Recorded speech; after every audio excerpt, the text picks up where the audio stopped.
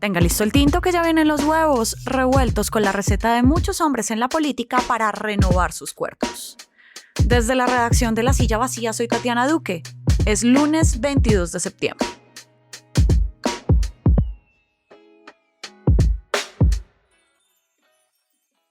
El cuento bíblico de Sansón habla de que era muy fuerte y que perdió esa fortaleza cuando su amante le cortó el pelo.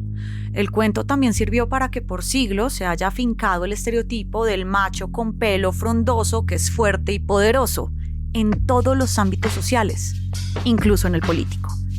En Colombia, el presidente Gustavo Petro no ha sido el único que en el último tramo ha mostrado cambios sustanciales en su cabeza. En ese grupo están Lidio García, el presidente del Senado, Antonio Correa, el senador de la U, y Jorge Benedetti, senador de Cambio Radical. Hoy hablamos del poder y de la vanidad masculina y por qué el peinado y la estética de los hombres importa en época electoral. Vanessa Rosales es historiadora, es escritora, es crítica cultural, crítica de moda, ha escrito los libros como Mujer Vestida y Mujeres Incómodas, y ese es el nombre de su exitoso podcast. Muchas gracias por pasar por acá. No, Tati, el honor es todo mío de estar aquí. Los hombres son vanidosos, los hombres con poder son mucho más vanidosos. ¿Has visto algún tipo de evolución durante estos años de cómo los hombres con poder han venido cultivando esa vanidad sobre sus figuras, sobre sus caras, sobre su pelo? Esa pregunta me lleva a dos rutas. La primera es que en la película The Apprentice, que retrata a Donald Trump antes del poder, sí, hay una escena donde lo están operando, le están haciendo una liposucción y le están haciendo injertos de pelo. Sí. O sea, es una cinematografía deliberada, creo yo, para personificarlo, ¿cierto? Y claramente eso me lleva a eso, a que el poder patriarcal es tremendamente vanidoso, porque el poder patriarcal se cree en la certeza y en la arrogancia de la verdad, por decirlo así, y se creen muy importantes, se creen mesías, se creen salvadores, independiente de su color ideológico. Y por el otro lado, lo que ha pasado también en los últimos años es que las redes digitales han visibilizado mucho visualmente toda forma del poder público. Entonces lo político, que ya de por sí era muy visible y mediático, pues ha sido atravesado por todo el sistema visual en el que vivimos. Eso implica que las personas salen más en redes, muestran más su físico. Lo mismo pasa con lo político y lo público en los hombres. Es decir, hay unos estándares estéticos mayores porque hay más visibilidad a través de las redes digitales, y si eso se cruza con la vanidad patriarcal, para mí, como yo la concibo, pues claramente tiene unos efectos en cómo se quieren ver. Y como sabemos, pues es que no hablamos tanto de eso. Uno de los dolores de la masculinidad es la calvicie. Sí. O sea, pero como no se habla de las heridas o de las cárceles que pueden tener, porque se supone que los hombres no aparentan, no son objetos de la mirada, no son seres bellos como las mujeres, pues ese tema no se habla. Pero la calvicie tiende a ser como una muestra de fealdad, de vergüenza, de envejecimiento precoz, y por eso también el pelo funciona como le pasó a Trump, que él se hace injertos de pelo, como también se hace una liposucción. Y también el pelo sirve como una forma de comunicar, ¿no? Porque estamos hablando del pelo de Donald Trump, que quiere mostrarse como un hombre muy viril, el pelo de Boris Johnson, el ex primer ministro del Reino Unido, que trataba de conectar como con clases trabajadoras, diciendo que a ellos no les importaba mucho cómo llevaran su cabello, incluso el pelo de Javier Milei, esa comunicación que tienen en términos políticos los hombres y su relación con el pelo, ¿de qué nos está hablando?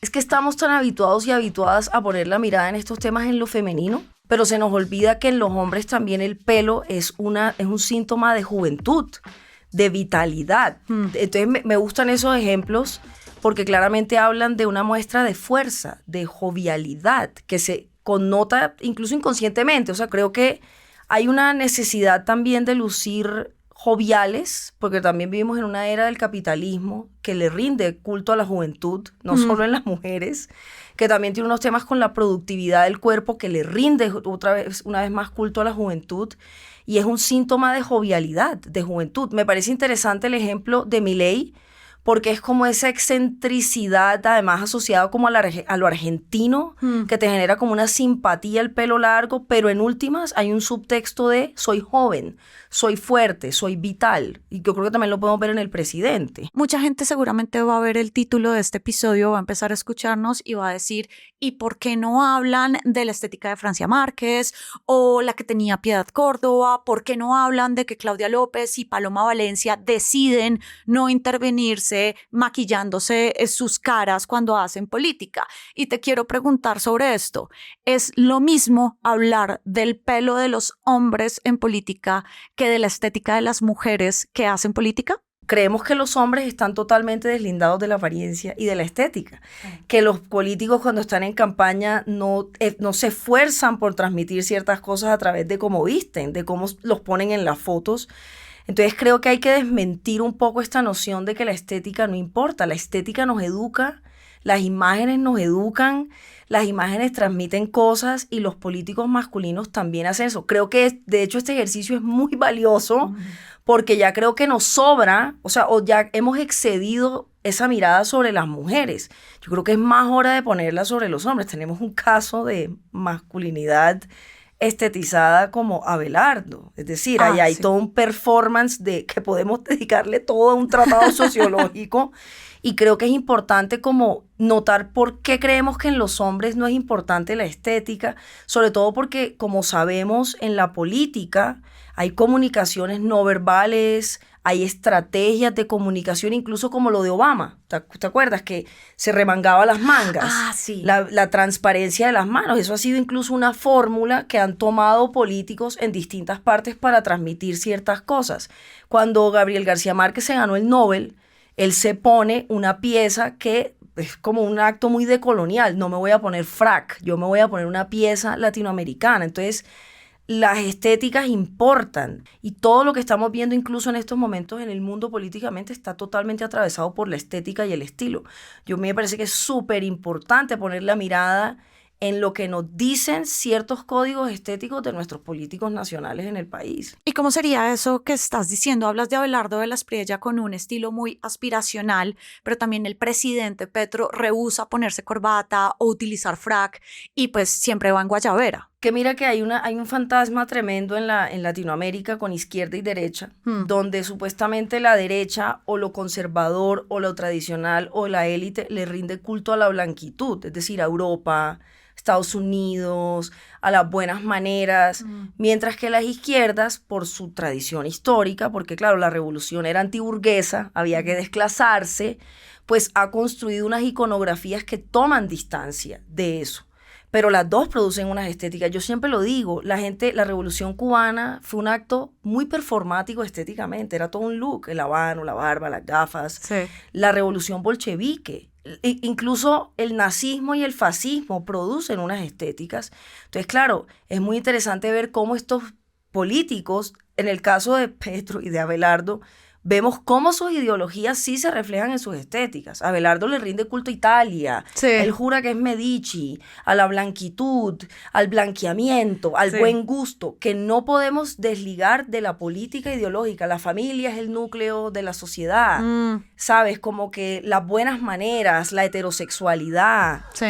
Lo mismo pasa un poco con las izquierdas, que las izquierdas se apegan a unas estéticas porque quieren desmentir que son burguesas, que son elitistas, pero también producen unas estéticas. Entonces es interesante ver, nos han dicho que el fashion es de la élite, es de la gente blanca, es de la gente rica, mira hacia el norte, mientras que todo lo que es artesanía, todo lo que es de la calle, es como pobre y subdesarrollado. Y entonces es muy interesante ver cómo eso se ve políticamente y cómo se instrumentaliza también. Por todo lo que dices, siento que no es menor hablar de moda, hablar de estética y de intervenciones de los cuerpos cuando estamos hablando de política. No, porque mira que, por ejemplo, la blanquitud como régimen, no la gente blanca, sino la blanquitud como esta noción de hombre-mujer, familia heterosexual, cristianismo, nacionalismo, Dios, patria y familia, tienen unas estéticas.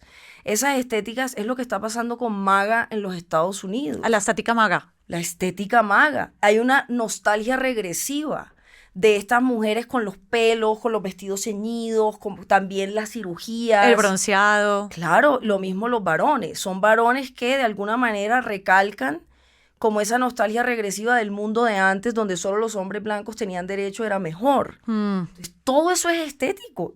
Es muy curioso eso y además a veces no medimos todas las percepciones inconscientes que tenemos hacia las cosas. O sea, si tú ves una ruana, algo te viene a la cabeza sin darte cuenta porque te dijeron que eso significaba algo. Sí, sí. Entonces es muy interesante ver eso también. Vanessa, es un honor que hayas pasado por acá y espero volverte a tener pronto. A ti, qué honor tan grande. Gracias por poner este tema sobre la mesa también. Mañana el presidente Gustavo Petro va a hablar ante la Asamblea General de las Naciones Unidas y el jueves se define el presupuesto y la tributaria en el Congreso. Todo esto y más va a estar en lasillavacía.com, en las redes, en el en vivo y en nuestro canal de YouTube. Y por acá cada mañana estará servido su desayuno político favorito. Juana Rubio Tovar, que tiene un pelazo, y Fernando Cruz, que se motiló la semana pasada, produjeron este episodio. Yo soy Tatiana Duque y nos escuchamos mañana. Gracias por llegar hasta acá. Todos los días en este canal de La Silla Vacía vamos a tener información política para ampliar la conversación y el debate. Arrancamos con Huevos Revueltos con Política, siguen las charlas de la redacción, la siguiente movida, documentales y mucho más. Suscríbase, active la campana, estamos en una campaña para llegar a más seguidores y seguir creando comunidad. Nos vemos pronto.